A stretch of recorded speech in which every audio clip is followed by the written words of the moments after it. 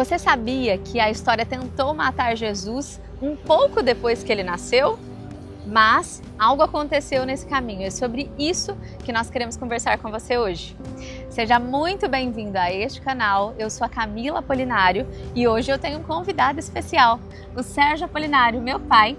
E nós iniciaremos com vocês uma série sobre a vida de Jesus. E nesse primeiro capítulo, nós queremos falar justamente sobre o nascimento de Jesus. O que a Bíblia nos conta sobre o nascimento de Jesus? Então, Camila, a Bíblia aqui no capítulo 1 e o verso 21 do Evangelho de Mateus, Mateus aqui ele é bem claro e ele define assim essa primeira vinda de Cristo bem objetiva. E ele fala assim, ó, ele conversando, o anjo conversando com Maria, né? Fala assim, ó, e ela dará à luz a um filho e lhe porás o nome de Jesus, porque ele salvará o seu povo dos seus pecados.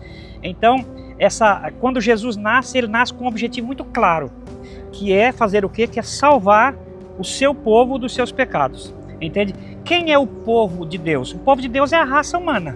A humanidade como um todo. A humanidade como um todo. Pra você ter uma ideia, no Evangelho de João, Deus fala assim, ó, porque Deus amou o mundo de tal maneira que ele deu o seu Filho único para morrer por todo aquele que crê nele. Então, todo mundo que acreditar nele pode ser salvo. Pode ser entende? salvo. E essa é a mensagem que a gente tem que deixar claro para as pessoas, correto? Isso. Jesus, então, ele nasce com um propósito. É sobre isso que nós estamos falando aqui.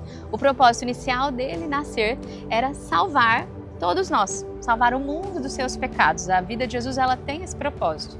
Mas, em que momento que ele quase morreu?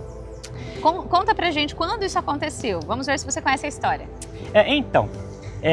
De acordo com a Bíblia, Jesus, ele nasceu no ano 4004 da Era Mosaica, ou seja, o calendário ele era contado na decrescente, correto? E essa foi a data que Jesus nasceu. No Oriente Médio, ali, mais ou menos ali em torno do Irã, por ali, havia magos. O que eram magos? Eram pessoas que conheciam muito de astrologia, de tudo, e eles, através dos astros, eles perceberam, e estudando os livros, que Jesus estava próximo de nascer. E aí eles começaram a ir em direção a Jerusalém. E eles estavam longe, assim, não havia transporte, né, na época. Para você ter uma ideia, eles demoraram, a média, em mais ou menos 2 anos para chegar lá. E quando eles chegaram lá, Jesus já havia nascido. Só que eles passaram por Jerusalém e eles se informaram do lugar onde Jesus tinha nascido. E na época o rei que governara era Herodes. Entende? E então a gente conhece, a Bíblia deixa claro, né, que Herodes falou para eles assim, ó, vocês vão lá aonde nasceu o menino e adorem ele, e depois passem aqui, e nos dê o endereço certo, porque eu também, como rei, eu quero adorá-lo. Mas era tudo uma estratégia que ele tinha, entende? Para poder tirar a vida de Cristo. Por quê? Porque ele era o rei, e agora a notícia é assim, ó, nasceu o rei de Israel. Ou seja, o trono dele estava passando por um momento assim difícil, e ele poderia, na ideia dele, poderia perder o trono. Entende? Então, essa foi a artimanha que Satanás usa para poder destruir Cristo. Entende? Só que o plano de Deus não era este. Entende? E Jesus, como diz aqui o apóstolo, ele não veio para reinar naquela época lá. Ele veio para salvar o povo dos seus pecados. Isso. E por isso, então, Satanás não consegue o seu objetivo, que era matar a Cristo. E nós temos um texto falando dessa parte de salvação, né? Justamente isso que a gente comentou agora, em Romanos 5:10, que traz essa mensagem. Eu vou ler aqui para vocês. Se quando éramos inimigos de Deus, fomos reconciliados com Ele, mediante a morte de seu Filho, quanto mais agora, tendo sido reconciliados, seremos salvos por sua vida. Olha só que texto poderoso. Aqui Paulo, ele deixa essa mensagem para os romanos, de que a vida de Jesus, ela veio para nos salvar, e ela que nos justifica dos nossos pecados. Porque Jesus, ele teve uma vida santa, e nós vamos conversar isso com vocês um pouquinho mais no nosso próximo capítulo. Então, aqui no capítulo 5, verso 17 de Mateus, ele diz assim, olha, não cuideis que eu vim destruir a lei e os profetas, não vim para abrogá-la, mas eu vim para cumprir.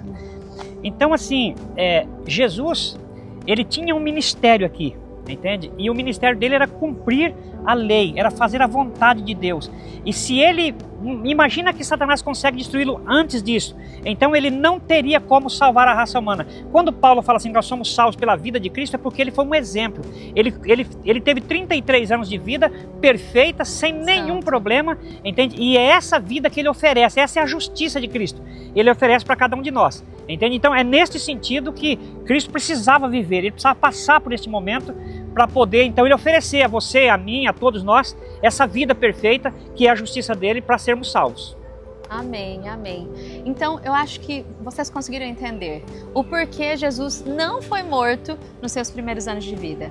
Porque ele tinha um propósito, Deus tinha um propósito por meio do seu Filho. E sendo assim, se Deus tinha esse propósito, nós queremos que você, que também assista esse vídeo, saiba que Deus tem um propósito para a sua vida.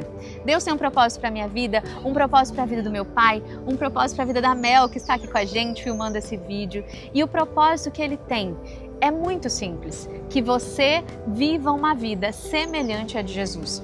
Por isso que nós iniciamos essa série, porque esse livro tão poderoso, ele prova o amor de Deus, lá do Gênesis ao Apocalipse. E Jesus é a prova viva, nesses 33 anos que ele passou por aqui, de que Deus nos ama e ele quer muito mais para nós. Ele tem sonhos inimagináveis, ele quer uma vida de eternidade, de paz, de alegria, uma vida que mesmo com lutas, seja repleta de vitórias. Então a nossa mensagem para você é que você viva o seu propósito, busque em Deus e esteja firme nele, porque Deus tem o melhor para a sua vida. E claro, se esse vídeo ele falou ao seu coração, compartilhe com outras pessoas, escreva aqui nos comentários a sua impressão, a sua dúvida. Fiquei com dúvida sobre isso, será um prazer respondê-lo. E acompanhe o nosso próximo vídeo sobre a vida de Jesus. Amém.